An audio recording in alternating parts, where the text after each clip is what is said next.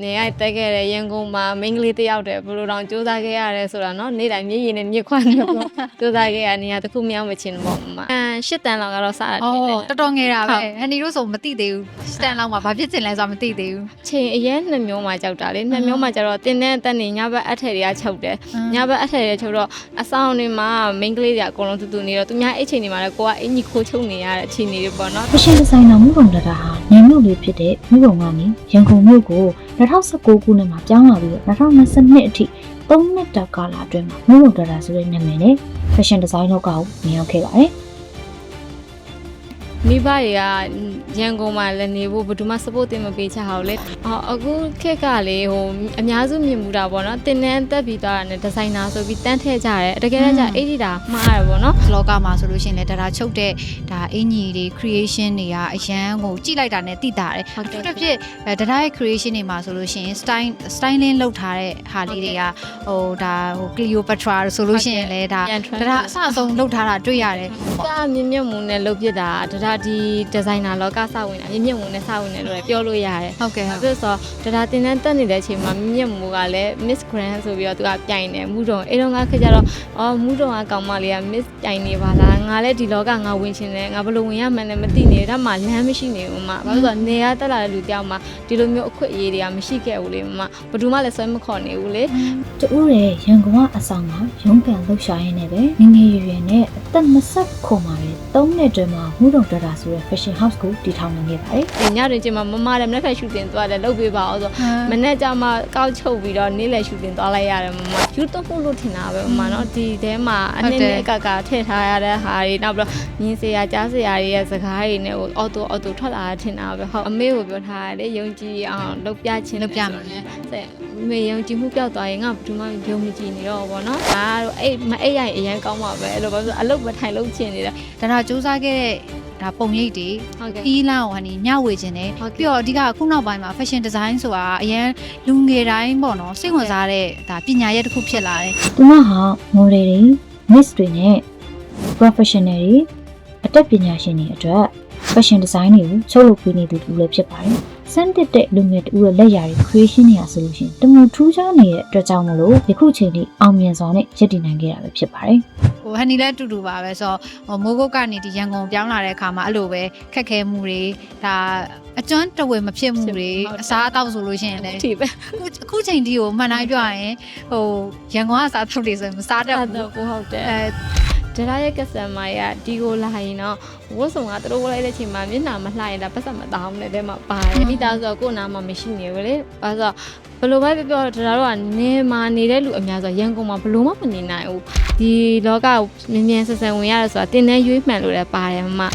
ယူသွတ်တဲ့လူကတော့ဒီဘဝပြောတာပေါ့မမဘာဖြစ်လို့ဆိုတော့ကိုယူသွတ်ရတဲ့ဘဝလေဒီဟာငါရွေးချယ်ထားတဲ့လဲငါရထားတော့ပြောတာပေါ့နောက်ဘဝကြရင်လည်းတဆိုင်တာဖြစ်ပါစေလို့ဆုတောင်းတယ်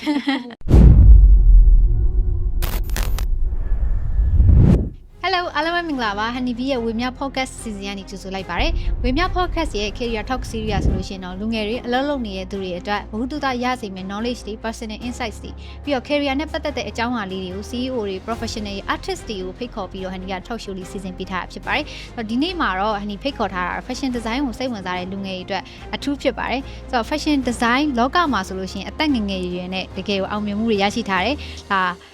သူ့ရဲ့ fashion ရဲ့look တရားဆိုလို့ရှိရင်ထူးထူးခြားခြားအများအားထွက်နေရဲဆိုတော့ဒါဟန်နီတို့တကယ်ကိုချီးကျူးရတဲ့အနုပညာရှင်တယောက်ဖြစ်ပါတယ်သူကတော့မူတုံတတာဖြစ်ပါတယ်ဒါမင်္ဂလာပါမိတ်ဆက်ပေးပါမင်္ဂလာပါမူတုံတတာဖြစ်ပါတယ်ရှင်ဟ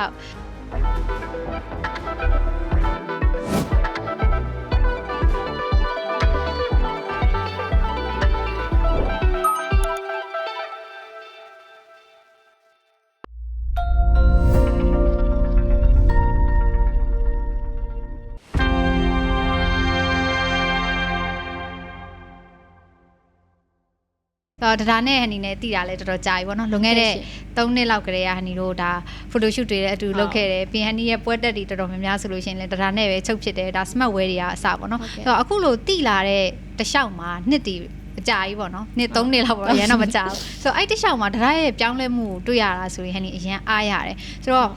အသက်ငယ်ငယ်လေးနဲ့ဒါငယ်တယ်လို့ပြောလို့ရတယ်ပေါ့နော်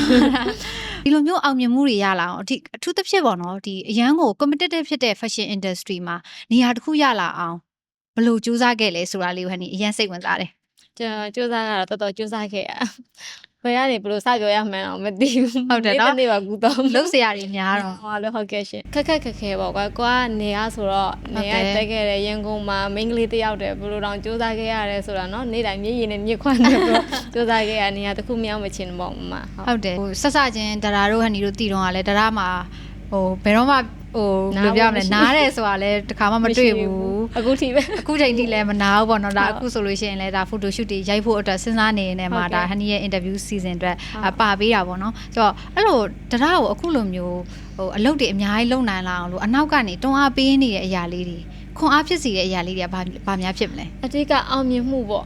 အောင်မြင်မှုနဲ့လိုက်လာမှာမန်နီပေါ့အဓိကကတော့လူတိုင်းမှာတော့ငွေရလိုအပ်တယ်လေနော်အဲ့ဒီငွေလိုအပ်ဖို့တော့ကိုညီမအဓိကအလုပ်စူးစမ်းတယ်စူးစမ်းပြီးငွေရှိမှလူတွေကိုဘယ်လိုလုပ်ပေးနိုင်မလဲ support နိုင်မယ်အဓိကကတော့အဲ့ဒါပေါ့မမ နောက်တစ်ခုကတော့ဒီ fashion designer တူဘယ်လိုဖြစ်လာလဲဘယ်ချိန်ကစခဲ့ရလဲဒီ journey ကို8တန်းလောက်ကတော့စတာထင်တယ် တော်တော်ငယ်တာပဲဟန်နီတို့ဆိုမသိသေးဘူး8တန်းလောက်မှာဘာဖြစ်ချင်လဲဆိုတာမသိသေးဘူး 8တန်းလောက်မှာအမှ style secret ဆိုတဲ့လေ MRT4 ကနေလာတဲ့အစီအစဉ်ကိုငယ်တော့ကြည့်တယ်ကြည့်တော့ designer တွေဘယ်လိုလုပ်တယ်ဆိုအဲ့ကလေးကအရန်ဝါသနာပါဒါပေမဲ့နေမှာဆိုတော့ဒီလို designer တင်တဲ့တက်နိုင်ပါမလားဒီလိုမျိုးဖြစ်နိုင်ပါမလားအိမ်မက်ပဲရှိခဲ့တယ်တကယ်တော့လက်တွေ့မရှိခဲ့ဘူးပေါ့နော်ကိုလည်းဖြစ်ခဲ့မယ်လို့မထင်ခဲ့ဘူးရန်ကုန်ရောက်လာမှဒီလိုလောကတွေဘယ်လိုဝင်ရလဲဘယ်လိုခက်ခဲလဲဆိုတာတဖြည်းဖြည်းတော့တိလာတယ်မမဒါပေမဲ့အိမ်မက်ကတော့အခုထိတော့မက်နေဆဲပဲ designer ဖြစ်ဖို့ဟုတ်designer အခုမက်နေတော့မက်နေတော့မယ်အခုလည်းဒါဘာဖြစ်ဒါ industry မှာလက်ခံလို့ရတဲ့ဒါ solid ဖြစ်တဲ့ဒါ designer တူဖြစ်နေပြီလို့ပြောလို့ရတယ်ပေါ့နော်ဟုတ်ကဲ့ဒီ fashion design မှာဆိုလို့ရှိရင်ဒီကိုခုနကပြောတဲ့ဒီဘလောက်စူးစမ်းခဲ့ရလဲဆိုတာလေးကိုသိချင်တယ်ပေါ့နော်ဘာလို့ဆိုတော့ဒါပြောသလိုအရန်ခက်ခဲတယ်ဆိုတော့ဒါ8တန်းတော့အစစိတ်ဝင်စားတယ်ဒါပေမဲ့ရန်ကုန်ရောက်လာတဲ့အခါမှာဒါနေရနေရန်ကုန်ကိုပြောင်းလာတဲ့အခါမှာဒါနေရာဒေသအသစ်တစ်ခုဖြစ်သွားတယ်ကိုမကျွမ်းကျင်တဲ့နေရာကိုမသိတဲ့ဒါ culture တွေကလည်းမတူဘူးကိုမတွေ့ဘူးတဲ့လူတွေအဲ့လိုမျိုးတွေနဲ့တွေ့ရတဲ့အခါမှာဒါဘယ်လိုမျိုးရင်ဆိုင်ဖြတ်ကျော်ခဲ့လဲဒါရင်ဆိုင်ဘယ်လိုဖြတ်ကျော်ရလဲဆိုတော့အရင်ဆုံးကတော့အဆောင်ပေါ့နေတာပေါ့တင်းနှန်းလက်တက်တဲ့ချိန်မနဲ့တက်တဲ့ချိန်တင်းနှန်းတက်တဲ့ချိန်မရှိရလေနော်ဟိုလွန်ခဲ့တဲ့နှစ်ပေါ့အဲ့ဒီချိန်မှာတင်းနှန်းတက်နေတဲ့အချိန်မှာဟိုတင်းနှန်းကလည်းတင်းနေကွာအချိန်အရင်2မျိုးမှကြောက်တာလေ2မျိုးမှကျတော့တင်းနှန်းတက်နေညဘက်အထက်တွေကချုပ်တယ်ညဘက်အထက်တွေချုပ်တော့အဆောင်တွေမှာမိန်းကလေးတွေအကုန်လုံးတူနေတော့သူများအဲ့ချိန်တွေမှာလည်းကိုကအင်ကြီးခိုးချုပ်နေရတဲ့အခြေအနေတွေပေါ့နော်တစ်ဖက်ကလည်းအာနာရတယ်အဲ့လိုမျိုးနဲ့ပဲတဖြည်းဖြည်းဒါကြိုးစားခဲ့တယ်မကြိုးစားခဲ့တော့နည်းနည်းအခန်းလေးနည်းနည်းငှားလိုက်နိုင်တယ်အဲ့ဒီချိန်မှာလည်းတယောက်တည်းပဲအနားမှာဘယ်သူမှမရှိသေးဘူးတယောက်တည်းပဲမိန်းကလေးတယောက်တည်းပဲခေတ်ကလည်းတိတ်ကောင်းတဲ့အချိန်တွေမဟုတ်တာတော့မိန်းကလေးတယောက်တည်းနဲ့ပေါ့နေဆိုရင်မအိပ်ဘူးညဆိုရင်မအိပ်ဘူးနေ့မှအိပ်တယ်အဲ့လိုမျိုးအခြေအနေနဲ့လုပ်ခဲ့တယ်မမဟုတ်အဲ့တော့တော်တော့ဒါခက်ခဲနဲ့เนาะဒါအနီမသိသေးတဲ့အကြောင်းပါလေးဆိုတော့အဲ့လိုခက်ခဲဖြတ်တန်းခဲ့ရတာကိုဘလို့စိတ်သက်ခွန်အားဘလို့ထားခဲ့လဲဘလို့စိတ်သက်ခွန်အားထားခဲ့လဲဆိုတော့ငါကြရှုံလို့မရဘူးငါဖြစ်မှရမယ်ဘာဖြစ်လို့ဆိုတော့မိဘတွေကရန်ကုန်မှာလည်းနေဖို့ဘယ်သူမှ support တင်မပေးချအောင်လေမိန်းကလေးတယောက်တည်းရန်ကုန်မှာနေဖို့စိတ်ပူတာပေါ့နော်ဟုတ်တယ်အဖေမေတို့လည်းလိုက်မနိုင်ဘူးအမတွေလည်းလိုက်မနိုင်တော့ကိုယ့်အနောက်မှာလိုက်မဲ့လူတယောက်မှမရှိတော့ဒါပေမဲ့ဖြစ်အောင်လုပ်မယ်ရအောင်လုပ်မယ်ဆိုတဲ့စိတ်နဲ့ကိုတက်ခဲ့တော့ကိုခက်ခဲကိုမိဘတွေမပြောခဲ့ဘူးကိုတရားတွေပဲခံခဲ့တယ်ပေါ့နော်ကိုတရားတွေပဲခံခဲ့တယ်ဟိုကြောက်ရွံ့မှုတွေလည်းမရှိတော့ဘူးအဲ့ဒီအချိန်မှာဖြစ်ဆိုငါဖြစ်ရင်ငါခံမယ်ဆိုတဲ့စိတ်နဲ့ပဲစူးစမ်းခဲ့တယ်မှာဟုတ်ဒါနော်ဒါအခု fashion design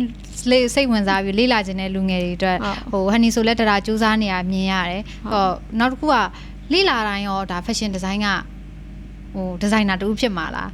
းဟိုဘာတွေထပ်ပြီးတော့ရှိနေဖို့လို့လဲ scale တွေမှာအခု fashion designer ဖြစ်ချင်တဲ့လူငယ်တွေအတွက်ပေါ့အခုခက်ကလေဟိုအများစုမြင်မှုတာပေါ့နော်တင်တန်းတက်ပြီးသွားတာနဲ့ designer ဆိုပြီးတန်းထည့်ကြတယ်တကယ်တမ်းကျအဲ့ဒီတာမှားရတယ်ပေါ့နော်ဘာဖြစ်လို့ဆိုတော့တင်တန်းတက်ပြီးတော့အထက်30တင်30ချုပ်တက်တာနဲ့ designer လို့သတ်မှတ်လို့မရဘူးတရားရဲ့ခံယူချက်ကတော့ဟိုကိုယ်တိုင် creation လုပ်နိုင်တယ်သူများ design မဟုတ်ဘဲနဲ့ကိုယ်ပိုင် design ပေါ့နော်ကိုယ်ပိုင် on you design တွေကို creation လုပ်နိုင်တဲ့လူကမှညီမ designer လို့သတ်မှတ်တယ်ဟိုဒီ designer တခုရောက်ဖြစ်ဖို့အတွက်ကလည်းသူများအင်ကြီးတွေကိုလည်းအမြဲတမ်းချုပ်နေလို့မရသူများပုံစံချုပ်နေလို့မရကိုယ်တိုင်နဲ့ creation လုပ်ကိုယ်တိုင်နဲ့ တီထွင်နေအဲ့ဒါမှဒီဇိုင်နာလို့သတ်မှတ်တယ်ပေါ့နော်အဲ့ဒါတရားဟုတ်အဲ့တော့ဟိုအဲ့ဒါနဲ့တစ်ဆက်တည်းပေါ့နော်ဒီမှုတုံတရားဆိုလို့ရှိရင်ဒါ fashion design လောကပေါ့နော် miss လောကမှာဆိုလို့ရှိရင်လည်းတရားချုပ်တဲ့ဒါအင်ကြီးတွေ creation တွေကအရန်ကိုကြည့်လိုက်တာနဲ့တိတာတယ်အထူးသဖြင့်တရားရဲ့ creation တွေမှာဆိုလို့ရှိရင် styling လုပ်ထားတဲ့ဟာလေးတွေကဟိုဒါ Cleopatra ဆိုလို့ရှိရင်လည်းဒါတရားအစအဆုံးလုပ်ထားတာတွေ့ရတယ်ဟိုအရန်ပင်ပန်းတယ်ဒါပဲအစအဆုံးဒါ photo shoot အစအနေ photo shoot ဒါအဆုံးထိပေါ့နော်အဲ့တော့ဒါအဲ့လိုစူးစမ်းခဲ့တယ်ဆိုအဲ့လို creation တွေလုပ်ဖြစ်တဲ့အကြောင်းအရာလေးကိုရှင်းပြပေးပါဟုတ်ကဲ့ဒါမှအဓိကဒီ creation တယောက်လုပ်ဖို့ဆိုတာလဲဒါတယောက်နဲ့မဖြစ်နိုင်ဘူးဒီအဖွဲ့တစ်ခုရှိနေမှရတယ် cameraman ရှိမယ် retake ကလည်းတေချာ graphic သမားတွေလည်းရှိတယ် makeup ဆိုရင်လည်းလိုချင်တဲ့ lot အတိုင်းကိုပြင်နိုင်တဲ့ makeup artist ရှိတယ်ဟုတ်တယ်အဲ့လိုမျိုး group ရှိနေတာပေါ့နော်ဒါမှအဓိကရွယ်ချက်ဒါအောင်မြင်နေတဲ့ shoot တွေဆိုရင်လည်းဒါရဲ့ group တစ်ခုနဲ့လို့တော့ပေါက်တဲ့ဟာရများတယ်မအဲ့ဒီတစ်ခုဖြစ်ဖို့တော့accessory တသေးလေးတွေကစားရှာတယ်ရှာပြီးလိုချင်တဲ့မရရအောင်လုပ်တယ် train နဲ့ဒီလိုမျိုးညာမအိမ်နေမအိမ်နဲ့ရှာတာပေါ့မရှာရင်းနဲ့ကို creation ဖော်တာပေါ့အဲ့ဒီတုန်းက2လပိုင်းလောက်ကတော့ဒါလုပ်တယ်အဲ့ဒီ shoot ကအခုဒီ9လပိုင်းမှာ Cleopatra ရပြန်ပြီးပေါက်တော့လေအော်ငါလုပ်ခဲ့တဲ့ shoot ငါ make up တော့အတိုင်းပြန်ထွက်နေပါလားဆိုပြီးဟုတ်တယ်အဲ့ပုံစံတိုင်းလေးပဲเนาะဟုတ်ကဲ့ဒါခရှိပြေးနေရတယ်ပြောလို့ရတာအဲ့လိုတော့ဖြစ်နေတယ်လို့ပဲဟုတ်မဟုတ်ပါဘူးစူးစမ်းနေစေပါဟုတ်တရားရဲ့ photo ဒီ dress တွေမှာဆိုလို့ရှိရင်အများကြီးပဲเนาะ photo shoot တွေအများကြီးရိုက်ထားတွေ့ရဘာလက်တလောဆိုလို့ရှိရင်ဒါ Miss ဒီ Cosmo အတွက်ချုပ်ထားတဲ့ dress တွေလည်းတော်တော်လေးထူးထူးခြားခြားပဲပေါ့เนาะအထူးသဖြင့်ဒါနဲ့တွဲပြီးတော့အများစုတွေ့ရတာကတော့ဒါ Miss ထဲမှာဆိုရင်မြင့်မြတ်မိုးပေါ့เนาะသူနဲ့အတူတူပေါင်းပြီးတော့လှုပ်ဖြစ်တာလေးတွေလည်းပြောပြပေးပါဦးလား dress တွေအကြောင်းပေါ့အဓိကမြင့်မြတ်မိုးနဲ့လှုပ်ဖြစ်တာဒါဒီ designer လောကစဝင်တာမြင့်မြတ်မိုးနဲ့စဝင်တယ်လို့လည်းပြောလို့ရတယ်ဘာဖြစ်လို့ဆိုတော့ဒါတင်တန်းတက်နေတဲ့အချိန်မှာမြင့်မြတ်မိုးကလည်း Miss Grand ဆိုပြီးတော့သူကပြိုင်တယ်မူတုံအဲ့တော့ငါခက်ကြတော့မူတုံကကောင်မလေးက Miss ပြိုင်နေပါလားငါလည်းဒီလောကငါဝင်ချင်တယ်ငါဘယ်လိုဝင်ရမှန်းလည်းမသိနေဒါမှလမ်းမရှိနေဘူးမဘာလို့ဆိုတော့နေရတက်လာတဲ့လူတယောက်မှဒီလိုမျိုးအခွင့်အရေးတွေကမရှိခဲ့ဘူးလေမဘယ်သူမှလည်းဆွဲမခေါ်နေဘူးလေအမှမြင့်မြတ်မိုးညီမလေးကိုမစပွန်ဆာပေးချင်လို့ဘာညာကွာတက်ပြောတဲ့ချိန်မှာရတယ်မမသမီးမလည်းဒီဇိုင်နာမရှိသေးဘူးလုပ်ပေးပါဆိုအမှလိုအပ်ချက်တွေကိုကသူ့ကိုလုတ်ပေးနေရင်လည်းဟောလုတ်ပေးနေရင်လည်းကိုယ့်ရဲ့အားနည်းချက်တွေလည်းတွေ့လာတယ်ကိုယ့်ရဲ့ပညာလေးတွေကိုမြင်လာတယ်ပေါ့နော်အဲ့ဒါနဲ့မှတစ်ဖြည်းဖြည်းအထိတ်တွေတင်ရင်းနဲ့ဟုတ်သူနဲ့ပို့တွဲလုတ်ဖြစ်သွားတယ်ပေါ့ကိုယ့်ရဲ့အဓိက main ပေါ့ဟုတ်နောက်ဆုံး dress လေးအကြောင်းဘယ်လို creation လုပ်ဖြစ်လဲဘာလို့ဆိုတော့ဒါကအများအဖြစ်ဆိုလို့ရှိရင် miss right လုပ်ပေးနေရတော့ဟုတ်တယ်ဒါပေမဲ့ဒီ miss မှာတကယ်ကိုပြိုင်ပွဲအထိပြိုင်ဖို့အထိပေါ့နော်ဒါဘယ်လိုမျိုး design နဲ့ဟုတ်ထွက်ခဲ့လဲဒါကလေအမှန်တိုင်းပြော miss လို့ပြောပေမဲ့ဒါ miss မှာဆိုမြင်မြတ်မိုးပဲအဓိကသွားတာများတယ်တခြား miss တွေတိတ်မချောအခုတော့ဟို miss universe ပြိုင်တဲ့ကလေး2ယောက်တော့လုပ်ပေးတာပေါ့နော်ဒါပေမဲ့အရန်ကြီးတဲ့ဒါရဲ့ဒီဇိုင်းဆိုရင်ဒါချုပ်မှန်တန်းသိကြရတယ်ပေါ့အဲဒီလောကလူကလည်းပြောတယ်ဒါဒီဇိုင်းလားတန်းကြည့်လိုက်တာနာမည်ဖတ်စရာမလိုဘာလို့ဆိုတော့သူများနဲ့မတူတဲ့ဒီဇိုင်းကိုဒါသွားတာများတယ်ဒီရက်ပိုင်းဆိုရင် surprise အကြီးစားပေါ့မြင့်မြတ်မို့သူ Cosmo ပြိုင်တဲ့ချိန်မှာဒါလည်းသူလည်းမပြောသူ့ကိုသူလည်းမသိညတွင်ချိန်မှာမမလည်းမနေ့ဖက်ရှူတင်သွားတယ်လုပ်ပေးပါအောင်ဆိုမနေ့ကျမှကောက်ချုပ်ပြီးတော့နေ့လည်ရှူတင်သွားလိုက်ရတယ်မမဒါပေမဲ့အဲ့ဒီဝတ်စုံကစိတ်ပူတော့ပေါ့နော်ဒါပေမဲ့လူတိုင်းလည်းပြောကြတယ်မရဲ့အေးဝတ်စုံတွေကလှလိုက်တာမရဲ့အရန်မိတ်တာပဲဆိုပြီးတော့လေးလည်းဟုတ်တယ်တော်လိုင်းနဲ့ဝတ်စုံလေးကိုကြိတ်ကြတော့ကျင်းနေပါတယ်ဟုတ်အဲ့တော့အဲ့မှာတရားရဲ့လုံးဝအရင်ကြိုက်တဲ့ scale ကဟိုခဏလေးနဲ့ဒါဝတ်စုံတစ်စုံညတွင်စင်လည်းပြီးတယ်ညဆိုလည်းမအိပ်ဘူးပြီးရင်နိုင်ဘိုင်းလေးနဲ့ဒါတီထွင်နိုင်တယ်ပေါ့နော်ဒါကြည့်လိုက်လို့ရှိရင်လည်းဒါအပိုလိုမရှိကတ်တင်နေကြတယ်ဆိုတော့အဲ့ရဲ့လိုဝက်ချက်ကဘာဖြစ်မလဲဆရာ work flow လေးအဲ့ဒါကဒါတင်တာဒါရဲ့ဖြစ်ထိုးညံကြောက်လည်းပါတယ်ထင်တယ်မမဘာလို့ဆိုဝတ်စုံတုံးဆိုဒါအရင်ကြီးစဉ်းစားတဲ့ထဲမှာမပါဘူးမနေ့ဖန်ရိုက်မဲ့ရှူဆိုဒီညမှကောက်လုပ်လိုက်တာများတယ်တကယ်လို့ creation အပြည့်စုံနဲ့လုံးမဲ့ရှူဆိုရင်2ရက်လောက်ပဲအချိန်ပေးရမှာအဲ့ဒီ2ရက်တည်းကိုဒါလောက်တာများတယ်အဲ့ကြောင့်ပြောဘယ်လိုများအုံနောက်နဲ့ထွက်လာတာလဲဆိုတော့ YouTubeဖို့လို့ထင်တာပဲမမနော်ဒီထဲမှာအနည်းနဲ့အကကထည့်ထားရတဲ့ဟာတွေနောက်ပြီးတော့မြင်းစရာကြားစရာတွေရဲ့စကားတွေနဲ့ဟိုအော်တိုထွက်လာတာထင်တာပဲဟုတ်တယ်အဓိကတော့ဒါကအများတန်းဟိုဒါအလုံးလုံးနေလဲကြီးလိုက်လို့ရှင်ဟိုဆက်တော့ချုပ်နေတယ်ဒါပေမဲ့တစ်ဖက်မှာလည်းအများတန်းနားထောင်နေတယ်ဟိုကိုယ့်ရဲ့အုံနောက်ကိုအများတန်းအလုပ်ပေးနေတယ်ပြီးရင်နားနေအားနေတဲ့အချိန်မှာလေဒါအများတန်းလေ့လာနေတာကိုတွေ့ရတယ်ဆိုတော့လေ့လာမှုအပိုင်းမှာဒါကိုယ့်ကိုဘယ်လို train လဲဟုတ်လေ့လာမှု Pinterest ပေါ့အဓိကအဲ့ဒီ designer တိုင်းမှာတော့ AD software တော့ရှိတတ်တာတော့မကောင်းတာเนาะဘာဖြစ်လို့ဆိုတော့တို့ခလက်ကြတော့ဒီနေဟိုရန်ကုန်ပေါ့နော်မြန်မာနိုင်ငံအတွင်းကခလက်ကြတော့ပစ္စည်းတွေအရင်မရှိဘူးမှပစ္စည်းတွေကတကယ်လို့ချင်တယ် creation လုပ်ချင်တာတော့မြန်မာနိုင်ငံမှာမရှိတဲ့အရာလေးရှိတယ်အဲ့ဒီအရာလေးတွေငါဘယ်လိုလုပ်လို့ရလဲဆိုပြီးတော့ like handmade ဒီမှာ like ရှာရင်းနဲ့ like လုပ်ရင်းနဲ့ like လို့ရင်းနေတော့ထွက်လာတယ်နောက်ပြီးတော့ကိုလည်းအမြဲတမ်း up to date ဖြစ်အောင်အမြဲ YouTube ကြည့်တယ်နောက်ပြီးတော့ရုပ်ရှင်တကားကြည့်မြင်တကားအဓိက fashion ကိုကြည့်တယ်ရုပ်ရှင်ကိုမကြည့်နေဘူးဒီရုပ်ရှင်မှာမင်းသမီးကဘယ်လိုဝတ်ထားလဲနောက်ဒီလားဆိုရင်ဘာ trend ဖြစ်နိုင်တယ်နောက်လားဆိုဘာ trend ဖြစ်နိုင်တယ်အဲ့လို trend လေးတွေနဲ့လိုက်ပြီးတော့ဒါစဉ်းစားတာများတယ်မမဟုတ်အမြဲတမ်း up to date ဖြစ်နေတဲ့ fashion လောကကိုအမြဲတမ်းလေ့လာနေရပါဟုတ်ကဲ့မမဒါဖြတ်တန်းခဲ့တာလည်းတော်တော်ကြမ်းတမ်းခဲ့ပါဘောနော်အဲ့လိုမုတ်တုံတရာဆိုပြီးတော့နာမည်တစ်လုံးရလာအောင်ဘယ်လောက်တောင်ခက်ဖြတ်ကျော်ခဲ့ရလဲစိတ်တက်ကြတဲ့အချိန်တွေကိုဒါဘယ်လိုဖြတ်ကျော်လဲဘယ်လိုစိတ်မျိုးနဲ့ဖြတ်ကျော်လဲစိတ်တက်ကြတဲ့အချိန်ဘယ်လိုဖြတ်ကျော်လဲဆိုတော့ငါလက်လျှော့လို့မရဘူးကိုအမြဲ strong ပြောင်းနေတယ်ငါလက်လျှော့လို့မရဘူးအမေယုံကြည်မှုပျောက်သွားမှာဘာဖြစ်လို့ဆိုတော့အမေကိုပြောထားတယ်ယုံကြည်အောင်လုပ်ပြခြင်းဆိုတော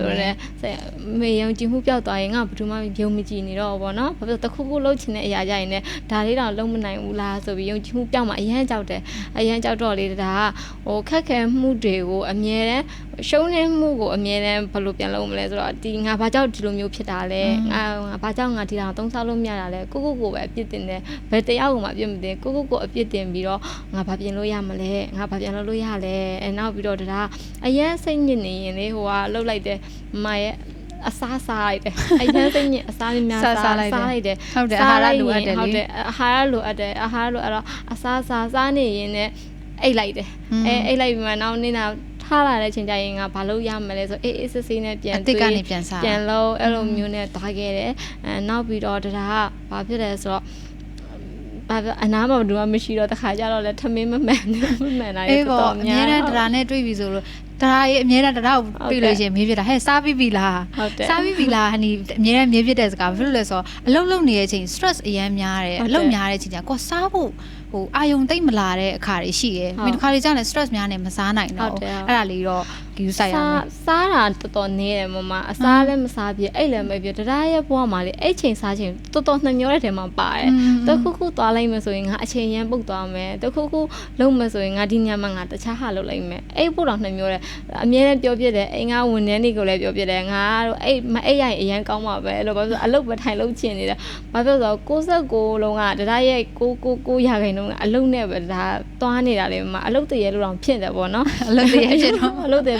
ေတခါကျစဉ်းစားတယ်ငါတေဝိုင်းတော့ငါကျွတ်ပါမလားလို့စဉ်းစားတယ်မဒါကတော့တရားရဲ့ဘယ်လိုပြောရမလဲငယ်တုန်းမှာဒီလိုမျိုးအောင်မြင်မှုတစ်ခုရထားတယ်နေရာတစ်ခုရထားတယ်ဆိုတာလေဒါတကယ်ကိုစိတ်ကောကိုရောနှစ်ပြီးတော့ကြိုးစားခဲ့လို့လေဒီနေရာရောက်တာဆိုတော့ဒါcongratulation လို့ပြောချင်တယ်ပေါ့နော်ဒါဒါအချင်းချင်းကတွေ့နေပြောနေကြဆိုတော့ခါကြဘယ်လောက်ကြိုးစားခဲ့လဲမြင်တယ်အဲ့အကြောင်းလဲဟန်နီကဒီဒါကြိုးစားခဲ့တဲ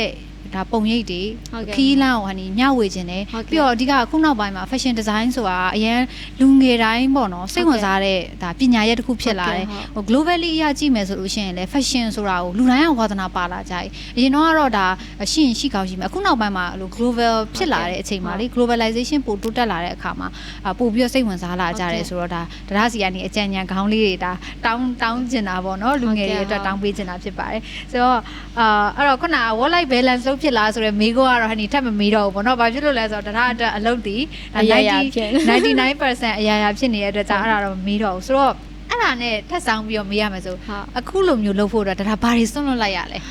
အဓိကစွန့်လွတ်ရတာမိသားစုပေါ့မိသားစုကကိုယ်နာမှာမရှိနေဘူးလေဘာလို့ဘယ်လိုပဲပြောဒါတို့ကနေမှာနေတဲ့လူအများဆိုရန်ကုန်မှာဘယ်လိုမှမနေနိုင်ဘူးဘာဖြစ်လို့နေမှာကြဲဝန်းနေရတယ်ဟုတ်လားအစားစားဆိုရင်လည်းကိုယ့်ရဲ့နေအစားစားတွေကိုစားရတယ်အရာရှိနေရတယ်ရန်ကုန်မှာဒါရန်ကုန်ရောက်ခြင်းဆိုအရင်အစားဒုက္ခရောက်တယ်ဘာမှစားမတတ်ဘူးမစားတတ်ဘူးစားရင်လည်းဘာစားရမှန်းမသိဘူးတခါကြရင်လေတနေ့စားဖို့တော့တော်စဉ်းစားရတယ်မမအဲ့လိုတစ်ခုရှိတယ်နောက်တစ်ခုကနေဖို့ထိုင်ဖို့ပေါ့နော်ကိုရီနေမှာခက်ကြတော့တနေရာသွားလဲပို့ပပနဲ့သွားလို့ရတယ်ရန်ကုန်မှာခက်ကြတော့တနေရာသွားရင်ဒုက္ခရောက်တယ်အခုခေတ်ခါဆိုပို့ဆိုးတာပေါ့မမနေတာတွေရောအများကြီးပဲစွတ်လို့ရမှုကလေအရန်စိတ်ညစ်နေငါနေပြန်ချင်လိုက်တာအတွေ့အကြုံပဲပြန်ချင်တယ်ဘာမှမလုပ်ချင်တော့အိမ်မှာပဲတတရတနေချင်တယ်အဲ့လိုမျိုးစိတ်ဖြစ်တယ်ပေါ့စွတ်လို့မှုကတော့မိသားစုပေါ့အဓိကမိသားစုနဲ့ဒါကိုနေထိုင်နေရတယ်ကိုချစ်တဲ့မျိုးပေါ့နော်အဲ့ဆိုရတာအဓိကအဲ့ပေါ့ဘယ်လိုပြောရမလဲဒါအောင်မြင်ဖို့အတွက်ကိုယ့်ရဲ့အိမ်မက်အတွက်တော့စွန့်လို့ရပါပေါ့နော်မရဲ့အဲ့ဒီရဲ့ ဟိုကနေပြန်သွားတဲ့ခံစားချက်ကလေရန်ကုန်မှာနေတဲ့ခံစားချက်နဲ့တော်ကွာတယ်မမအရန်ဟိုရောက်လာတဲ့လေကိုမျိုးရွာရောက် စိတ်ပေါ်သွား ဖြစ်သွားဟုတ်တယ် ကိုယ့်ရဲ့နေရာဒေသလေးတစ်ခုပေါ့ကိုယ်တိုင်တဲ့အရာလေးတစ်ခုကိုယ့်ရဲ့နှွေးထွေးတဲ့နေရာလေးတစ်ခုရောက်သွားသူခံစားရတယ် မမကိုခေါ်ရမယ် လိုက်ခဲ့မယ်ဟန်နီတို့ကတော့ဟိုဟန်နီလည်းအတူတူပါပဲဆိုတော့မိုးကုတ်ကနေဒီရန်ကုန်ပြောင်းလာတဲ့အခါမှာအဲ့လိုပဲခက်ခဲမှုတွေဒါအကျွမ်းတဝေမဖြစ်မှုတွေအစားအသောက်ဆိုလို့ရှိရင်လည်း ဒီပဲ အခုချိန်ဒီကိုမှန်တိုင်းပြောရရင်ဟိုရန်ကုန်ကအစားအသောက်တွေဆိုရင်မစားတတ်ဘူး ဟုတ်တယ် အော်ဗာလေးရမယ်ငါမျိုးက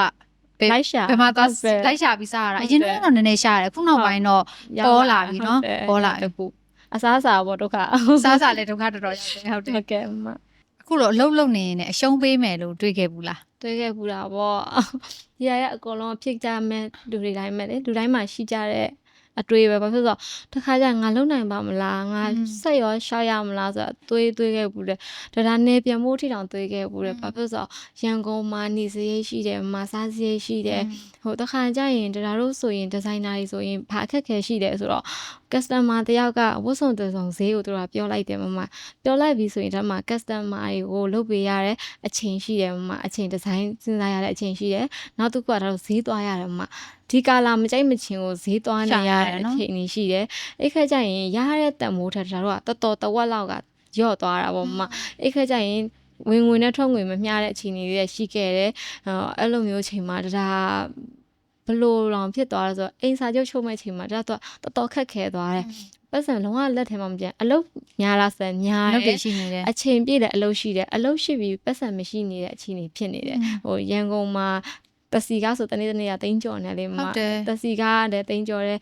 ဝန်ထမ်းခေါ်ကြရဝန်ထမ်းကားရှိမယ်စားစရိတ်ကားရှိမယ်ဒါတို့မှာဝင်ငွေနဲ့ထုတ်ခွင့်မမျှတဲ့အတွက်ကြောင့်ဒီအလုပ်ငါဆက်လုပ်လို့ရောရရဲ့လားဆိုပြီးတော့အသွေးရှိခဲ့တယ်ဒါနေပြန်သွားရနေမှာအေးစေပေါ်မှာနေမှာကိုအိမ်နဲ့ဟုတ်တော့လားဒီကုံစရိတ်လည်းမကုန်ဘူးစားစရိတ်လည်းမကုန်ဘူးမိဘရှိရလေဝင်ငွေအတတင်ဝင်နေမဲ့အချိန်မှာငါဘာကြောင့်ဒီရန်ကုန်ကရွေးခဲ့ရတာလဲကိုပြန်မေးရအဲ့ဒီချိန်မှာဘာလို့ငါဘာကြောင့်ရန်ကုန်ရွေးလာလဲငါဟာငါနေမှာနေလဲအဆင်ပြေနေတာပဲငါဟာငါနဲ့တလားတဲ့ပုံမှန်ဝင်ငွေရှိနေမှာထွက်ငွေကိုရှိကိုမရှိတာနေမှာခဲကြတော့လေ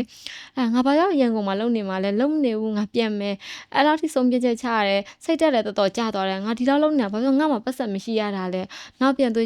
ငါတယောက်တည်းမဟုတ်ဘူးဒီလောကမှာရှိနေတဲ့ဒီဇိုင်နာတွေအကုန်လုံးကလည်းအခုလက်ရှိကြုံရတဲ့ပြဿနာပေါ့နော်အကုန်လုံးဒီလိုပဲခက်ခဲနဲ့ရုန်းကန်နေရတယ်ဒါတို့အထူးကဒီနေရာမှာရက်တည်နေရတဲ့အထူးကရည်ရွယ်ချက်ကတော့ဝါသနာပေါ့မမဒီဒီဇိုင်နာလောကကိုဝင်တာဝါသနာပါလို့ဝင်တာအထူးကပတ်စံလိုချင်လို့ဝင်တာမဟုတ်ဘူးဒါတို့ရဲ့ပညာတွေချပြနိုင်မယ်ဒါတို့ပြင်လိုက်လို့လှသွားရင်ဒီဝတ်စုံတွေကလှသွားတယ်သူတို့နဲ့လိုက်သွားတယ်ဆိုရင်အဲ့ဒီပီတိကိုခံစားချင်တာမမတခါကျရင်ဒါရဲ့ customer ကဒီကိုလာရင်တော့ဝတ်စုံကသူတို့ဝတ်လိုက်တဲ့ချိန်မှာမျက်နှာမလှရင်ဒါပတ်စံမတောင်းနဲ့တဲ့မှာပါတယ်အဲ့လိုထိတောင်ဒါဖြစ်တာအဲ့ဒါကြောင့်ဝင်ငွေနဲ့ထုတ်ငွေကမမျှတော့ပတ်စံကအိမ်စာချုပ်ချုပ်ရင်ပြဿနာအမြဲတက်လာတယ်တက်လာရင်ငါလုံးမနိုင်ဘူးငါပြန်မရတော့မယ်အခဏဒါဒီအလုပ်ကိုရက်တက်ဖို့ထိတွေးတယ်မမတွေးပြီမဲ့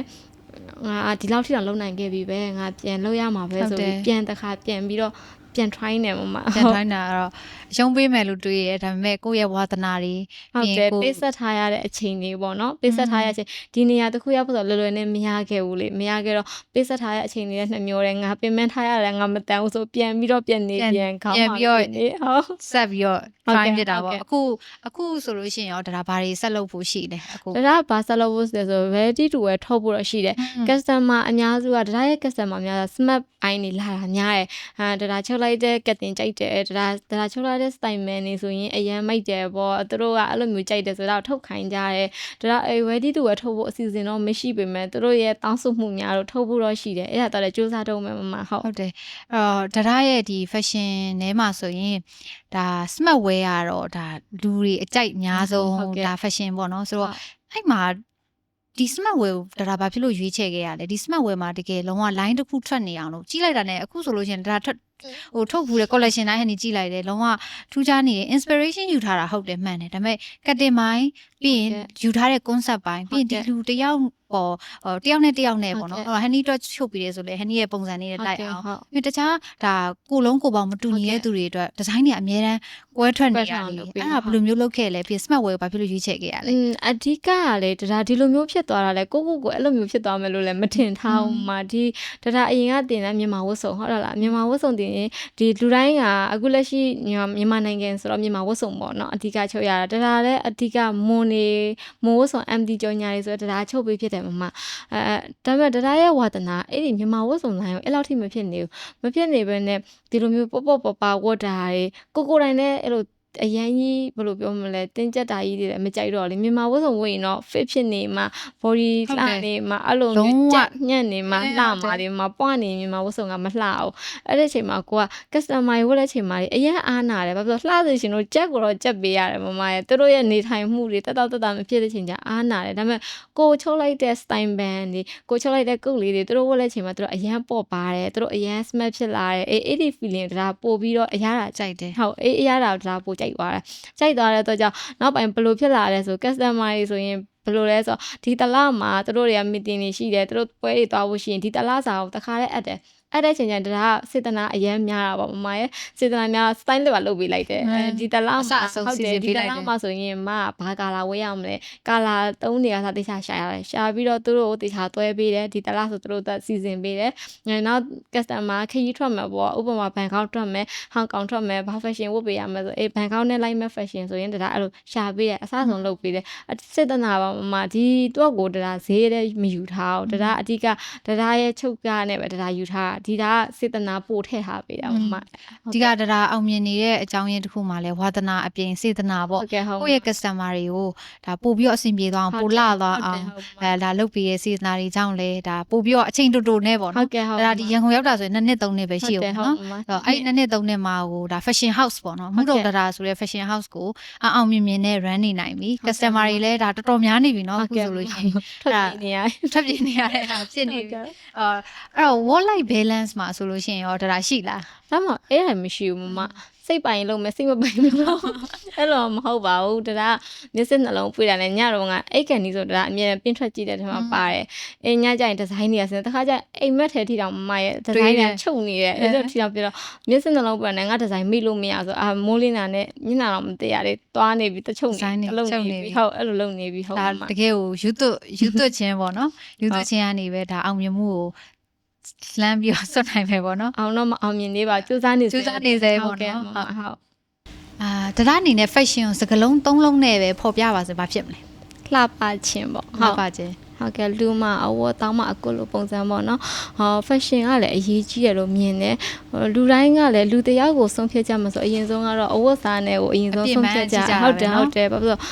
ပေါင်းမစိတ်ချင်းကဆုံးဖြတ်လို့ရမှာလေဒီတယောက်ကဘလို့ဝတ်လာတဲ့အလှပွဲမှာ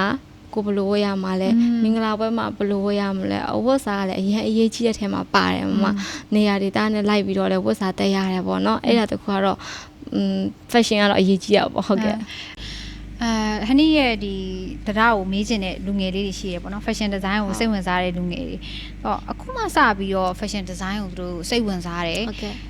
ဒီနယ်ပယ်တွေကိုလည်းဝင်ပြီးတော့လေ့လာခြင်းတယ်ဆိုလို့ရှိရင်ဘာလေးတွေလုပ်တင်လဲဘာလေးတွေလုပ်တင်ရလဲဆိုတော့ဒါပြောလို့တင်တန်းပေါ့တင်တန်းကိုတေချာစုံစမ်းရမယ်တင်တန်းကိုစုံစမ်းမှကိုဖြစ်ချင်တဲ့အရာကိုထိမိနဲ့မြန်ဆန်ဆန်ဖြစ်မယ်တင်တန်းကောင်းမရခဲ့ဘူးတင်တန်းမှာကွာဆရာတမကောင်းနဲ့မတွေ့ခဲ့ဘူးဆိုအချိန်ကအနည်းဆုံး3-4နှစ်လောက်ကအရန်ပုတ်သွားမယ်ငွေအင်အားတွေလည်းအရန်ကုန်သွားလိမ့်မယ်အဲ့ခလက်ကျရင်ဒီဇိုင်နာဖြစ်ချင်တဲ့စံနာတွေပါရော့သွားလိမ့်မယ်ဘာဖြစ်လို့ဆိုတော့အချိန်တွေကုန်လူတွေပင်ပန်းပြီးတော့ဘာမှဖြစ်မလာဘူးဆိုတာနဲ့သူတို့ကိုယ်သူတို့ယုံကြည်ကြတွေပြောင်းလာမှာပေါ့နော်အဲအကြောင်းလူငယ်တွေကိုတော့အဓိကတင်တန်းကိုတေးချက်ချလေးစုံစမ်းပြီးတော့တက်စီချင်ပါတယ်နောက်တစ်ခုခလက်ကျတော့တင်တန်းတက်တာလည်းဟုတ်ပါပြီဆရာကောင်းနဲ့ရပါပြီဒါပေမဲ့ကိုယ်တိုင်ခံယူမှုရှိရအောင်မယ်ကိုယ်တိုင်ဒီဆရာကိုငါတင်တန်းတက်မယ်ဆရာလို့သတ်မှတ်ထားရင်ကိုယ်တိုင်ကိုလည်းဆရာကို respect ရှိ ရှိရမယ်ဆရာတင်သမျှကိုလည်းကိုယ်တိုင်တေချာကြိုးကြိုးစားစားလေးနဲ့လေ့လာရမယ်မတချို့ကအခုခေတ်လူငယ်တွေကဘာဖြစ်နေကြလဲဆိုတော့ဒီတိမ့်သိရပေးထားရင်ဒီတိမ့်သိရတန်မိုးလောက်နဲ့ဆရာ respect မရှိကြငါပတ်စံပေးထားတာပဲငါယူသေးစရာမလိုဘူးဆိုတဲ့ဟာလေးတွေကိုမြင်လာတာပေါ့နော်ကလေးတွေမှာအဲ့လိုလေးတွေမြင်လာတော့ဆရာသမားဆိုတာဆရာချစ်နေရင်ကိုမလိုတဲ့ပညာရေးတော့ဆရာကြီးကပေးတယ်ဆရာဆိုတာကသိတယ်ဟုတ်လားအဲ့လိုမျိုးတွေပေးတတ်တယ်အခုခေတ်လူငယ်တွေကအဲ့လိုမျိုးတွေမရှိချရတဲ့တွေ့တယ်ပေါ့နော်တွေ့တလောက်အများစုကအဲ့ခရက်ကြရင်အခုနောက်ပိုင်းကတခြားပြောတဲ့အသက်ပြဆရာဆိုတော့အသက်ပြဆရာဖြစ်အောင်ဘာလုပ်တယ်ဆိုတော့ကိုယ်တိုင်နဲ့အသက်ပြတပည့်ဖြစ်အောင်လုပ်နေကြလို့အဲ့ဒီမျိုးနှစ်ခုပေါ့နော်မစုံခဲ့တာတွေမြင်တယ်အဲ့လိုတွေမြင်တော့ဆရာကိုလည်းကိုကလေးလေးနဲ့ယူသေးဒါလို့ဆိုရင်လေဒီဆရာတယောက်မှတင်နေbasic ကနေဒီဆရာတယောက်ပဲဒါတင်ခဲ့တာဆရာရဲ့အများကြီးတည်းမပြောင်းခဲ့ဘူးဒီဆရာတယောက်ဆိုဘာလို့ဆိုတော့ဒီဆရာကိုယုံကြည်လို့ဒီဆရာကိုယုံကြည်တဲ့အတွက်ကြောင့်ဒီပညာနဲ့ပဲဒါလှုပ်ရှားခဲ့တယ်ဆရာပြောတယ်ဆရာထက်တော်တဲ့တပည့်ပဲဖြစ်ချင်တယ်ဆိုတော့စကားဆရာပြောခဲ့တယ်အဲ့ဒါဆိုတော့ဆရာဂုဏ်ယူရတဲ့တပည့်ဖြစ်ရအောင်လဲတရားကိုဒါလည်းအမြဲတမ်းစူးစမ်းနေတယ်အမြဲတမ်းဆရာကိုလည်း respect အမြဲထားတယ်တရားဒီလိုမျိုးဒီဇိုင်နာဖြစ်အောင်လဲဆရာကျေးဇူးကြောင့်လည်းပါတယ်မမဟုတ်ဟိုတရားရဲ့လက်ဦးဆရာဘာဖြစ်မလဲတရားရဲ့လက်ဦးဆရာတရား16နှစ်ပေါ့နော်10တန်းပြည့်တဲ့အချိန်မှာတရားစတင်တာတရားရဲ့အတော်နေကလက်မဆရာမပေါ့နော်အဲ့ဒီလက်မဆရာမမှာစပြီးတော့အခြေခံဆက်နေတာတင်ခဲ့တယ်အဲ့ဒီလက်မဆရာလက်မလေးတင်ပြီးတော့တရားရဲ့အဓိက main designer ဆရာကတော့သူရလင်းပေါ့ဆရာသူရလင်းကနေအမြဲတမ်းမူတီရရင်လည်းအခုလက်ရှိတရားဖြစ်လာမူတွန်တရားဖြစ်လာဆရာသူရလင်းကြောက်လည်းပါရှင်ဟုတ်ဒါသူ့ရဲ့ supporting ပေါ့နော်ဟုတ်ဒီထပ်ပြီးတော့မေးခွန်းကတော့ဒီ fashion designer တယောက်ပေါ့နော်ဆိုတော့တချို့တွေကဒီ fashion တော့ဟို design ကိုတော့ဒါ designer ဖြစ်ချင်တာမျိုးတော့မဟုတ်ဘူးဒါပေမဲ့ fashion design ကိုစိတ်ဝင်စားတယ်အပြင်သွားတော့မယ်ဆိုရင်ကိုဘာဝတ်လို့ဝတ်ရမှာမသိဘူးဖြစ်နေဆို fashion ကြဘလို့ဝတ်စားဆင်ရမလဲfashion ကြဝတ်စားဆင်ရမလဲဆိုတော့အဓိကကလေဒါတို့အခုခေတ်လူငယ်တွေကလေချောတာတွေမြင်တာတွေဆိုရင်ကြည့်ကြရတယ်လေကြည့်ကြချိန်မှာမျက်နှာကြီးပဲတစ်ခုတည်းကြည့်ရတာမဟုတ်တကူလုံးကြည့်ရတယ်ဒါတို့ဆိုရင်အပြင်တစ်ခုသွားရင်ဒီတယောက်ကဘလို့ဝတ်ထားလဲသူဘလို့မျက်နှာအဓိကမကြည့်ဘူးဝတ်စားအရင်ကြည့်ဒီဇိုင်နာဖြစ်လို့လားတော့မသိဘူးဝတ်စားကြည့်လိုက်တယ်ဒီကောင်မလေးဝတ်ထားတာမလိုက်ဖက်ဘူးငါပြောချင်လိုက်တာအဲ့လိုမျိုးတွေတော့ဖြစ်တယ်ပေါ့နော်အဓိကဝတ်စားဆင်ယူမှုဆိုတာကိုတိုင်နဲ့လည်းဆိုင်တယ်မဘာဖြစ်လို့ကိုသွားမဲ့ပွဲကဘာပွဲလဲဒါပြောသလိုပေါ့နော်အဲ့ဒါလေးတွေကိုဝတ်တာနောက်ပြီးရုပ်ရှင်ကားကြည့်ရင်ရုပ်ရှင်ကြီးပဲချောတာမြင်တာကိုငန်းခိုင်းတာမဟုတ်ရုပ်ရှင်ကားတကားမှာလည်းရုံတက်ရင်ရုံတက်တဲ့ office ကဘလို့ office လဲဟုတ်လားနောက်တစ်ခါကျလူကြီးတူမနဲ့သွားရင်လည်းလူကြီးတူမနဲ့ဘလို့ office ဝယ်ရတာလဲအဲ့ဒါလေးတွေကြည့်ရမယ်အတူယူရမယ်မဟိုဒါတို့လူငယ်တွေခလဲကျတော့မမြင်မကောင်းတဲ့အရာလေးတွေကိုပဲလိုက်ပြီးတော့အတူယူနေတာထက်တကယ်အတူယူရမယ့်အရာတွေအတူမယူကြဘူးမဝတ်စားဆင်ရင်မှုကလည်းဖျားသွားရင်လည်းငါဘလို့ဝတ်စားရမှာလဲဖုန်းကြီးကျောင်းသွားရင်လည်းငါဘလို့ဝတ်စားရမှာလဲလူကြီးတူမရင်နဲ့သွားရင်လည်းငါဘလို့ဝတ်စားမှာလဲဆိုတာရှိတယ်လူကြီးတူမနဲ့တွေ့ချင်ကြရင်ဟိုဟာတိုးပြက်ပြက်လေးတွေဝင်ရင်လူကြီးတူမကိုမျိုးတရားကြတယ်အဲ့လိုမျိုးတွေနဲ့အရန်လိုအပ်တယ်မအဲ့တခုလည်းရှိတယ်ဟုတ်လူငယ်တွေကတော့ fashion ကိုတော့အဓိကဦးစားပေးအနေနဲ့ပေါ့နော်ရုပ်ရှင်တွေကြည့်ရင်လည်းပညာလေးတွေယူပေးပါဆိုတော့ပြောချင်တယ်ဟုတ်မှာအဓိကတော့အချိန်ခါနဲ့လိုက်ဖက်တဲ့အဝတ်အစားကိုရွေးချယ်တတ်ရမယ်ပေါ့နော်ဟုတ်တယ်မဟုတ်အဲ့တော့နောက်တစ်ခုဆိုတော့နောက်ဆုံးမိကွန်းလေးတွေရှိရပါတော့ဆိုတော့ fashion designer တယောက်ရဲ့နေ့စဉ်ဘဝလေးဆိုရင်ဘယ်လိုဖြစ်မလဲ fashion designer ရဲ့နေ့စဉ်ဘဝဆိုရင်ငါဒီနေ့ပဲ customer ကိုအင်ကြီးပေးရမှာလဲအဲ့ပြီးတော့ဘာ shooting ရှိတာလဲ shooting တစ်ခုရှိနေရင်လည်းဒီ shooting ကအရေးကြီးတာလား commercial shoot လားဒါတို့ဆိုရင်ဒီလောကတွေဝင်သွားတဲ့အချိန်မှာအရင်ညားတဲ့လောကကြီးဝင်သွားတာမမရဲ့နေမှာဆိုရင်တော့ customer တွေပဲတိတက်ချုပ်နေမှာပေါ့နော်ဟိုနေ customer ဆိုနေလောက်ပဲပေါ့ကိုကသွေးမိမှာပါဒီလောက်ပဲဒါပေမဲ့ဒီလောကတွေဝင်ချိန်မှာမင်းသမီးဆိုရင်မင်းသမီးလောကဆိုတတ်ရှိတယ်မမ miss နဲ့မင်းသမီးနဲ့လုံးဝမတူဘူးဝတ်စားစင်မှုကဆိုတော်ကွာတယ်အဲ့ခါကျရင်မင်းသမီးတွေကြဒီဇက်ကောင်တော့ဗောနော်ဒီဇက်ကတကားကြီးမှာဆိုရင် तू ကဘယ်အခန်းနေရိုက်မှာလဲဆိုတော့တေချာ style လေးတွေနဲ့တိုင်ပင်ရတယ်မမတိုင်ပင်တဲ့ချိန်မှာဒီဇက်ကောင်မှာ तू ကစင်ရဲတဲ့ခံလား तू ကဘယ်လိုမျိုးအခန်းဖြစ်သွားမှာအဲ့ဒီအခန်းလိုက်အောင်ဒါတော့ဒီဇိုင်းကစဉ်းစားရတာဗောနော်အခုလက်ရှိတောင်ဒါရုပ်ရှင်ကားတကားတော့ဗောဒါချုပ်ပေးနေတယ်အဲ့လိုမျိုးဒီဇိုင်နာတယောက်ဗောနော်နေရာကနေရိုက်ဖို့သူကချုပ်ပေးနေတယ်အဲ့လိုမျိုးပေါ်မှာဒီဇိုင်နာတယောက်ကလည်းဘာ brand ထုတ်မဲ့ဒီဇိုင်နာလဲဆိုတော့ဒါတော့တွေ့ရတယ်ရုပ်ရှင်ထဲမှာဆိုရုပ်ရှင်နဲ့ဒီလိုမျိုးအပြင်လောကနဲ့တူအောင်ဗောနီးစက်ရအောင်ထွင်ပေးရတယ်အရန်ကြီးလဲဟိုဟာစဉ်းစားဖြတ် ခံရမှာဆိုလို့လည်းတေချာလေးပေါ့ရွေးရတယ် miss တွေခလဲကြတော့လေအဓိကသူတို့ရဲ့ body structure ပေါ်အောင်ချုပ်ပေးရတယ် train ပေးရတယ်လုပ်ပေးရတယ်သူတို့အဓိကသူတို့ရဲ့အလှပကိုပြရတယ်မမအဲ့ဒါတခုရှိတယ်နောက်တစ်ခုခလဲကြတော့ဟို customer ဆိုတော့မ customer 3-4မျိုးမတူဘူးမမဘာဖြစ်လို့တချို့ကတော့ဘာ customer ရှိရဆိုမြန်မာဝတ်စုံတက်တက် customer ဆိုတာတိတက်ရှိတယ်ဒါ smart ဆိုရင် smart တက်တက် customer ဆိုတာရှိတယ်မမရဲ့ designer တယောက်မှာတစ်နေ့မှာ design ကိုအနည်းဆုံး10မျိုးလောက်ထုတ်နေရတယ်ဘာလို့ဆိုချုပ်မဲ့လူကအများကြီးရှိတယ် ဟုတ်တယ် ကတယောက်တည်း design ထွင်နေရတဲ့အတွက်ကြောင့်ခေါင်းထဲမှာလေ design တွေကလေ10ခု20တစ်နေ့တည်းကိုလုံနေတာအဲ့လိုမျိုးတစ်ခါကျရင်အုံနောက်တော့ကုန်ပြီးတော့ခံစားရတယ်မဟုတ် တနေ့တော့အဲ့တော့ design တွေစဉ်းစားရင် customer တွေနဲ့ပြောဆိုဆက်ဆံရင် shooting တွေလိုက်သွားရင်လည်းပဲအကုန်ဆုံးဖြစ်နေရပါ ကော ဘော င်းဆုံး နော် တာပေါ့ အဲ့တော့အခုရနေတဲ့ဘဝရောပျော့လား designer တယောက်ဖြစ်ရဘယ်လိုခံစားရလဲ ယူသွတ်တဲ့လူကတော့ဒီဘဝပြောတာပေါ့မမဘာဖြစ်လို့ဆိုတော့ကိုယူသွတ်ရတဲ့ဘဝလေဒီဟာငါရွေးချယ်ထားတဲ့လမ်းငါရထားတော့ပြောတာပေါ့ အဲ့တော့ဒါရဲ့ဆောင်ဘုတ်ကဘာဖြစ်မလဲ ဒါရဲ့ဆောင်မောကအခုထိတွဲနေတော့ဗါလေတစ်ပင်အောက်ကျွရင်တစ်ပင်အောက်ကျွရင်တည်တယ်လူအောက်ကျွရင်မတည်ဘူးဆိုတော့ဒါရဲ့ဆောင်မောဘာဖြစ်လို့ဆိုတော့ဒါလူတရားကိုဆက်ဆံရင်အောက်ကနေပဲသွားတာများတယ်ဘယ်တော့မှအထက်ကနေမသွားဘာဖြစ်လို့ဆိုတော့လူတိုင်းကသူ့တန်မှုနဲ့ရှိနေတယ်လေအားကြောင့်အကောင်လုံးကိုဒါအောက်ကနေပဲသွားတာအောက်ကနေသွားတော့ကြောင့်လေဒါကိုဒီလောကလူတွေကဆွဲခေါ်ကြတယ်ဘာဖြစ်လို့ဒါသူတို့နဲ့တွေ့တဲ့ချိန်ကျရင်ကိုယ့်ဟာကိုဆရာကြီးပဲဖြစ်နေပါစေဘာပဲဖြစ်နေပါသူတို့နဲ့တွေ့ရင်ကွာတပည့်ပဲဘာဖြစ်လို့ဆိုကိုမကျွမ်းကျင်တဲ့အရာတွေသူတို့ကကျွမ်းကျင်ကြတယ်လေအားကြောင့်ဒါကိုဆိုဆွဲခေါ်ကြတယ်ဒီလောကလူတွေဟုတ်ကဲ့ ဟုတ်တယ်ဒါအနေနဲ့လဲဒါဟိုယူတည်မှုရှိရဲဒါအရှိမ senior ဖြစ်ဖြစ် junior ပဲဖြစ်ဖြစ်အမြဲတမ်းအဲ့လိုမျိုးဒါ personality လို့ပြောမှာပေါ့နော်ဒါ personality အားကြောင့်မလို့လဲဒါဒီ fashion design လောကမှာနေရာတစ်ခုရှိနေရလို့ပြောလို့ရတယ်ဆိုတော့နောက်တစ်ခုကဒါဘဝကိုပြောင်းလဲစေတဲ့စာအုပ်ရှိမလားစာရေးဆရာပီမိုးနေရဲ့ဟိုဟာဘယ်လိုလဲသူစိတ်သက်ကြတဲ့အချိန်တိုင်းဖတ်တဲ့စာအုပ်လေအဲ့ဒီစာအုပ်ကတော့ဒါအရင်စိတ်ညစ်နေအေးစာအုပ်ဖတ်ပြတယ်ဟုတ်အဲ့တအုပ်ပဲရှိတယ်အဲ့တော့ဟုတ်ကဲ့နောက်တစ်ခုကဒါဘဝမှာထားပါတော့အသက်တရက်ပဲရှင်ရတော့မယ်ဆိုရင်နောက်ဆုံးလုံးမဲ့အရာ3ခုပါဖြစ်မလဲနောက်ဆုံးလုံးမဲ့အရာ3ခုကတော့နောက်ဘဝကြရင်လည်းဒီဇိုင်နာဖြစ်ပါစေလို့ဆုတောင်းတယ်တခုနောက်တစ်ခါတော့ကိုချစ်တဲ့လူတွေအနားမှာနေမှာပေါ့နော်မမအဲ့ဒီတင်နေမှာမိဘအဖေအမေကိုရဲ့အနီးနားကိုချစ်တဲ့လူတွေအကုန်လုံးကိုဖြည့်ဆည်းပေးခြင်းနဲ့မမအဲ့ဒါတခုရှိတယ်နောက်ဆုံးတစ်ခုကတော့ဖရားတရားလုပ်ရမှာပေါ့ဘာဖြစ်လို့ဆိုတော့ကိုကဗုဒ္ဓဘာသာဆိုတော့လေဗုဒ္ဓဘာသာတိုင်းဆိုဖရားတရားလုပ်ရမှာပေါ့ဟုတ်တယ်အဲ့တော့ဒီအခုလိုမျိုးပေါ့နော်ဒါမူတုံဒါဆိုပြီးတော့ဖြစ်လာအောင်ရည်တည်နိုင်လာအောင်ဘေးနားမှာ support ပေးနေတဲ့ support system ရှိလားရှိတယ်မမအဲ့ဒါကကြောင့်ဒါရဲ့အကြီးမားဆုံးတော့ပေါ့အရာပေါ့ဘာဖြစ်ဆိုတော့ဒီလိုလူတွေလည်းနောက်ထပ်လည်းရနိုင်တဲ့တဲမှာတော့မပါနိုင်တော့ဘူးဘာဖြစ်ဆိုတော့ဒါရဲ့အထီးကတော့ဒါဒီလိုမျိုးဖြစ်နိုင်အောင်မွေးပေးတဲ့အမေပေါ့နော်အမေနောက်ပြီးတော့ဒါဒီလောကထဲဝင်အောင်ဆိုအဖေကတော့စိတ်ကြိုက်လုပ်ခွင့်ပေးထားတာပေါ့နော်အဖေနဲ့အမေကတော့ပထမဦးဆုံးဒုတိယကတော့ဒါရဲ့ personal ပေါ့နော်သူခလက်ကြတော့ဒါကိုတေချာဒါဒီလောကထဲဝင်ဖို့တတိရှိလုပ်ဖို့အတွက်အစအကုန်လုံးလုံးဝ support တင်ပေးတာ2ယောက်တူငက်လဲ2ယောက်တူ2ယောက်တူတေးနေ2ယောက်တူဆိုဒါရဲ့နာမှာဒီလက်တွဲပေါ့နော်ကြီးရှိနေတဲ့အတွက်ကြောင့်ဒါတစ်ခုလုပ်ရင်မကြောက်ဘူးဆုံးဖြတ်ချက်ခိုင်မာ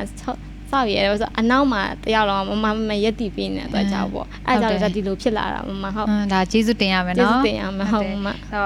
တော့ဒါမှာအကြိုက်ဆုံး fashion designer ရှိလားအကြိုက်ဆုံး fashion designer ဆိုတော့ဒါကတော့ပြောရင်တော့မြန်မာမှာရှိရင်ဒါရဲ့အဓိကဒါမြင်ခဲ့ရတာဒါဆရာသူရလင်းပေါ့နော်ဒါဆရာသူရလင်းကတော့ဒါရဲ့ထိတ်ပေါ့အဲ့ဒါပြီးရင်ကျန်တဲ့ဆရာရလည်းအကုန်လုံးကြိုက်ပါတယ်ဘာလို့ဆိုတော့သူ့ပညာနဲ့အကုန်လုံးကတော်ကြတယ်အဲ့ဒီတဲမှာဒါရဲ့ favorite ကတော့ဒါဆရာပေါ့ဟုတ်ကဲ့ဒါရဲ့အလောက်ကဘဝမှာဘလောက် percentage အရေးပါလဲကတော့99.99ပေါ့နော်ဟုတ်ကဲ့နောက်ဆုံးအနေနဲ့မေးချင်တာဒီ fashion designer ပေါ့နော်နောက်ဆုံးအနေနဲ့မေးချင်တာဒီ fashion designer တယောက်ရဲ့အနေနဲ့ပေါ့နော်ခြံထားခဲ့ခြင်းနဲ့မှတ်တိုင်ဒါကြောင့်ဒါတင်လိုက်တဲ့ပညာကြောင့်ဟိုလုံနိုင်သွားတဲ့တပည့်တွေပေါ့နော်အဲ့ဒီတစ်ခုတိုက်တယ်နောက်ခုမူးတုံဒါဆိုတဲ့နာမည်ကဒါတည်သွားရင်တော့ဒီနာမည်တစ်လုံးကြံဖို့ဒါအဲ့တစ်ခုတော့ထားရမယ်ဟုတ်နာမည်ကြံကျင်တာပေါ့နော်ဟုတ်နောက်ဆုံးမိခွန်းလေးကတော့ကိုကအသက်18နှစ်ကိုပေါ့နော်ပြန်ပြီးတော့အားပေးခြင်းတဲ့စကားဆိုလို့ရှိရင်ဘာဖြစ်မလဲဒါကအဲ့ဒီပြောရင်16နှစ်လို့ပြောရှင်မှာဒါကဒီဇိုင်နာဒီဆက်ချုပ်တာ16နှစ်ကဒါဝင်ခဲ့တာဒါဒီဇိုင်နာဖြစ်ချင်လို့ဆက်ချုပ်တာဝင်တာလေမမ နေမှာဟောငါဒီဇိုင်နာဖြစ်ချင်တယ်ဒါပေမဲ့ဒီဒီဇိုင်နာတင်တက်ဖို့ငါဘာကြောင့်မဖြစ်သေးတာလဲဆိုတော့အမြဲတမ်းရှိတော့အော်ငါအချိန်တစ်ခုရှိရအောင်ပါပေါ့နော်ဟောအဲ့ကြဒါ16နှစ်အချိန်မှာဒါကအဝေးတင်တဲ့အချိန်ပေါ့နော်အဝေးတင်တဲ့အချိန်မှာငါမဖြစ်သေးတာငါဖြစ်လာတော့မယ်အမြဲတမ်းကိုအဲ့လိုလေးနဲ့ပဲခံယူထားတယ်မမဟုတ်ဒါမဖြစ်သေးတဲ့ဟာတွေဖြစ်လာမှာပါဆိုပြီးတော့အပေးစင်တယ်ပေါ့နော်ကိုအပေးထားတယ်ဘာလို့ဆို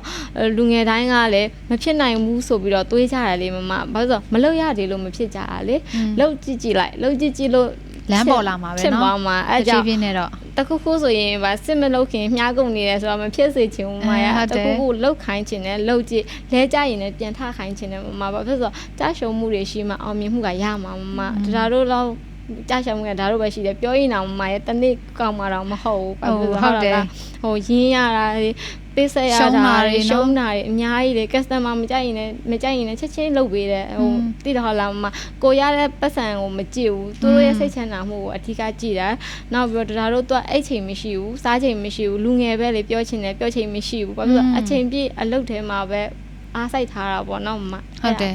ဒါကတော့လူငယ်တွေအနေနဲ့ဒါလုံးဝအတူယူတင်တဲ့အချက်တွေပေါ့နော်အသက်တော့ငယ်တယ်ဒါပေမဲ့တကယ်ကိုပြင်းထန်တဲ့ဒါစိတ်ခွန်အားနဲ့အခုလိုမျိုးမှုတုံတရာဆိုတဲ့ brand တစ်ခုကို fashion design လောကမှာအခုလိုမျိုးရပ်တည်နေနိုင်တာကိုလည်းထပ်ပြီးတော့ congratulation ပါလို့ပြောချင်တယ်ပြီးတော့ဒီ fashion design နဲ့ပတ်သက်ပြီးတော့ဟနီမေးတဲ့မိခွန်းတွေပေါ့နော်ဒါ personality လည်းပါမယ်ပြီးလို့ရှိရင်fashion design နဲ့ပတ်သက်တဲ့ဒါ industry အကြောင်းအရာတွေကိုလည်း Honey ကိုစိတ်ရှည်လက်ရှည်နဲ့ဖြေချပေးတဲ့အတွက်ကျေးဇူးတင်ပါတယ်အခုလို Honey V ရဲ့ဒီဝေမြောက် podcast ပေါ့နော် Career Talk series မှာပါဝင်ပေးတဲ့အတွက်လည်းထပ်ပြီးတော့ကျေးဇူးတင်ပါတယ်ဆိုတော့အခုကြည့်နေတဲ့ဒါ audience တွေအနေနဲ့လည်း fashion design နဲ့ပတ်သက်ပြီးတော့ဘယ်လိုမျိုးနီလန်းနေစရမလဲပြီးရင် fashion design လောကတွေဝင်လာပြီဆိုရင်ဘာလေးတွေစောင်းရမလဲဘာလေးတွေရှောင်ရမလဲပြီးတော့ဘလို့စိတ်မျိုးနဲ့စူးစမ်းတင်လဲဘလို့အခက်ခဲလေးတွေကိုတွေ့နိုင်လဲဆိုတော့အကြောင်းအရာလေးတွေတော့အများကြီးဝင်မြသွားခဲ့တယ်အများကြီးသိသွားမယ်လို့လည်းထင်ပါတယ်ဆိုတော့နောက်ထပ် episode မှာလည်းဒီလိုမျိုး career နဲ့ဆိုင်တဲ့အကြောင်းအရာလေးတွေဒါ professional တွေ artist တွေကိုထပ်ပြီးတော့ဖိတ်ခေါ်ဖို့ရှိပါတယ်အခုကြည့်နေတဲ့သူတွေအနေနဲ့လည်းဒါ Honey တို့ထပ်ပြီးတော့ဖိတ်ခေါ်မဲ့ speaker တွေကိုမေးချင်တဲ့မေးခွန်းလေးတွေရှိလို့ရှိရင် comment အောက်မှာမေးခဲ့လို့ရပါတယ်ပြီးတော့အခုဒါဥဒုံတတာပေါ့နော်သူရဲ့ page ကိုလည်း Honey တို့ဖြည့်ပေးထားပါမယ်ဒီဇိုင်းတွေချုပ်ချင်တာပဲဖြစ်ဖြစ် fashion design တက်ချင်တဲ့သူတွေပဲဖြစ်ဖြစ် Honey က recommend ပေးပါတယ်ညွှန်းချင်ပါတယ်အဓိကကတော့ဒါလူငယ်တယောက်အနေနဲ့ဒီလိုမျိုးခွန်အားရှိရှိနဲ့ရပ်တည်နေနိုင်တဲ့ဒါ story လေးကို Honey က sharing လုပ်ပေးနေတာဖြစ်ပါတယ်အဲ့တော့အခုလိုဖြည့်ချပြီးကျေးဇူးတင်ပါတယ်ကြည့်နေတဲ့သူတွေလည်းအားလုံးကျေးဇူးတင်ပါတယ်အားလုံးတက်တာအားတော့တရားတက်ပြင်ထားတဲ့လက်ဆောင်တွေပါကျေးဇူးပါမမဆိုင်တာအတွက်လိုအပ်တော့ညာများဖြစ်လိုက်မယ်လို့ပြောတင်ပါတယ်ကျေးဇူးပါအခုဒီရဲ့ speaker တွေကိုဒါလက်ဆောင်လေးတွေအတွက်ဖတ်ပေးရ River Kids မြန်မာနဲ့ Oppo အထူးကျေးဇူးတင်ရှိပါတယ်လို့